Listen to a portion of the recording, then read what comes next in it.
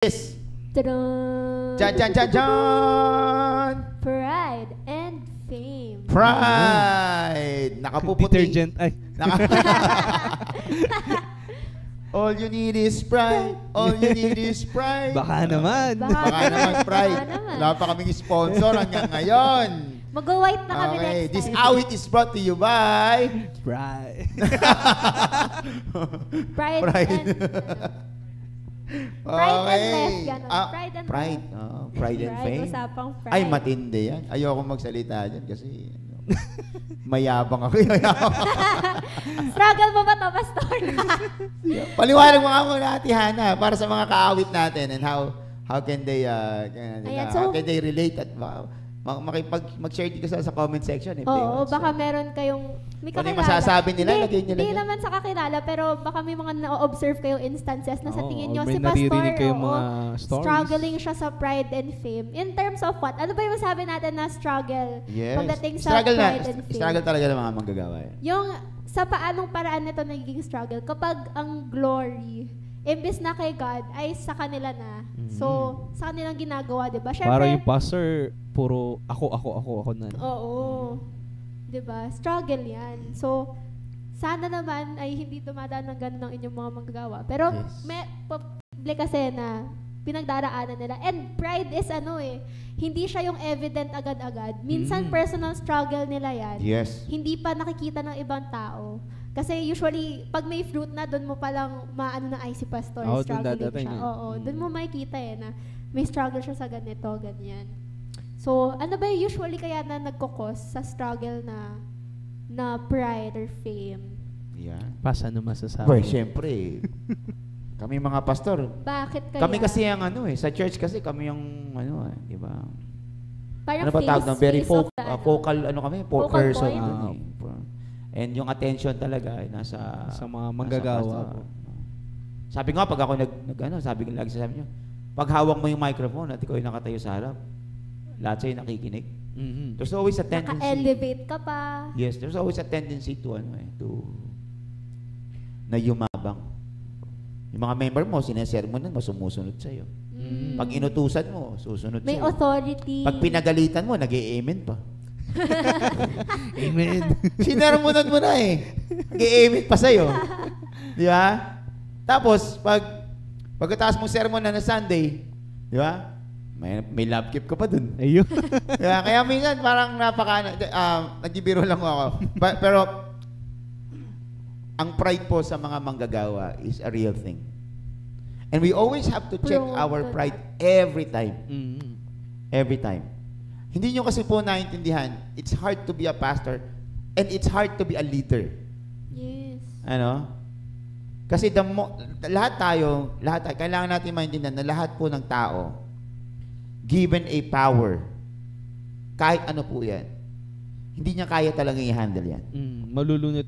Unless God handles it for you. Yes. No? Pero kung yung tao lang ang mag-handle niyan, grabe. History will tell you. Oh, Ang dami sa history. sino? Si Hitler. Yes. Si Joseph Stalin. Di ba? Marcos nung araw. Di ba? Lahat ng mga dictators. Yes. Lahat ng mga di ba? Lahat, di ba? Dictatorship. Yung mga Authoritarian. leader ng mga kulto. Yes. Di ba?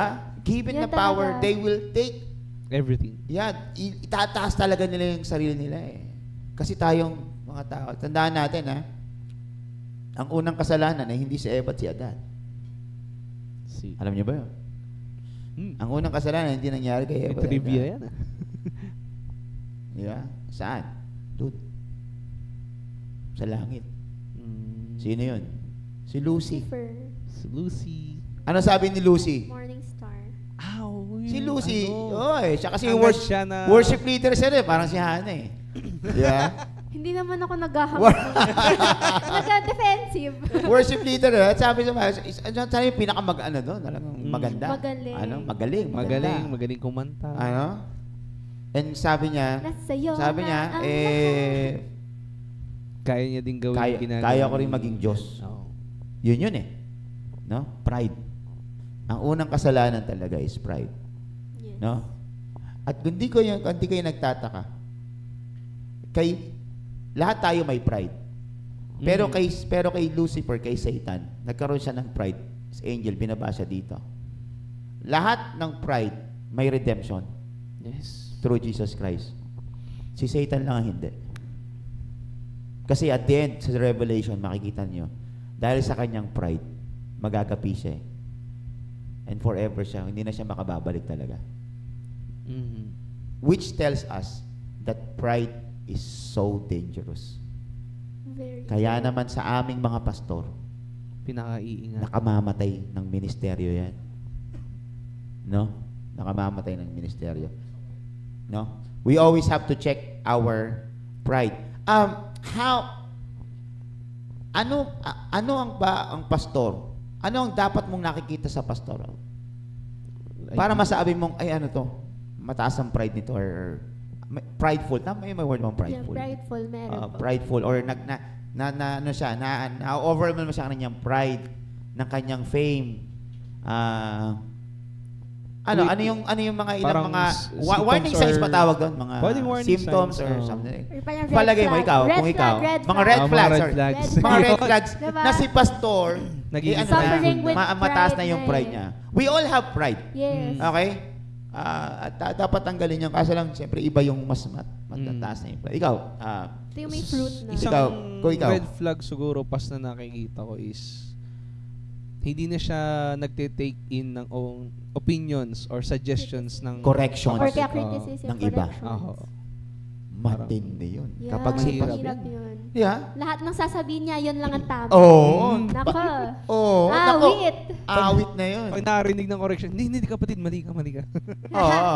Alam ko ang ginagawa ko, kapatid. Well, as long as biblical yan, ano? Kung biblically, siguraduhin lang na talagang tama ka. Pero baka naman talagang tama si pastor eh. Di ba? Pero kung talagang alam natin na parang ayaw na lang tumanggap ni pastor ng correction, iba ng usapan yun. Oo. And relating to that, yung kahalagahan niya na dapat ang pastor may accountability.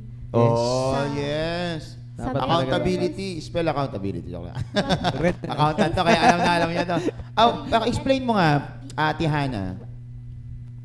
Ano ba yung accountability and how important is accountability? Not just hindi lang sa pastor. Lahat naman tayo, we have to be accountable eh.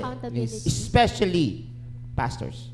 Especially pastors. Ano sa tingin mo yan, yung accountability and how important it is? Super, very, very, very, very important. Very, very, very, very, very. Very, very, very, very. Very, very, very, very, very, very, very, very, very super. May super pa. Super, ultimate important. Grabe na, baka na yung superlative nun ha. Ano ba? Accountability. Sino ba English teacher mo? Grabe yan. It's okay. us. Sige. Super. Important. Kasi, kunya example sa politics. So, checks and balances kasi yan. Parang, it's what keeps you grounded na ito yung mali, ito yung tama. Yes. Yun yung mag-hold sa'yo, that's accountability. Yung meron kang responsibility and at the same time, integrity na yung ginagawa mo is tama ka.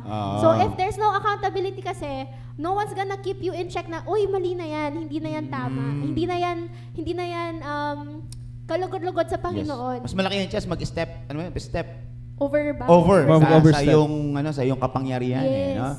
So, importante yun. Sa isang pastor, specifically Ate Hannah, how important accountable siya sa isang tao, accountable siya sa church. Para hindi na siya, hindi siya maano sa kanyang mag-overstep siya. Sa isang pastor, palagay mo bilang isang member, gaano kahalaga na yung mga member, na accountable yung pastor sa inyo na mga member? Super important. Kasi nga, as a church, parang family, diba? Tulong-tulong Tapos, dapat. at the same time, ang pastor kasi, siya nga syempre yung nagtuturo ng salita ni God. So, kumbaga may authority siya sa nalalaman niyang word. So, yung parang pagiging credible niya sa kanyang sinasabi. Titingin ka pa rin kasi somehow dun sa siya ba mismo, sinasabuhay niya ba yung tinuturo niya. So, parang if ang pastor, siya mismo, parang sa turo lang siya magaling, pero sa pagsasabuhay, di ba, hirap? Yes. Parang, ang dating sa ganito, parang ay nagiging hipokrita lang naman si pastor. Yes. Na si pastor nga hindi niya ginagawa. Bakit pa ako? Kasi wala siya, Oo. hindi siya accountable Yung- kahit kaya kanino yun. no? Oo, Walang diba? walang nagko-correct sa kanya, walang nagpupulis sa kanya, Yan, parang walang ganon. nagpupulis. Si pastor, pinupulis niya yung mga member niya, Oo, pero sa pero kanya, wala. pag siya nagkamali, wala. No? At ang hirap nun. Oo. Wait. Wag po tayo ganun. And the Bible also teaches us that we have to be accountable to each other. Yes. No? Ano nga sabi niya? Sabi ni Cain, Lord, am I my brother's keeper? Or pananagutan ko ba yung kapatid ko? Yes. Di ba? Pananagutan natin sila. And especially yung mga manggagawa natin. Sa panahon ngayon, ang manggagawa, sa sermon na, ang mga manggagawa nasa mga malalaking churches na, yung mga pastors ngayon talagang gumagamit sila ng social media, ng nagba-viral na sila, ganyan. Sumisikat. Oo. So there is a great chance na talagang yumabang si pastor. So again, hindi natin hindi natin pinagwawalang bahala 'yon, no, sa ating mga manggagawa. At yung pagkakaroon ng pride, sabi nga laging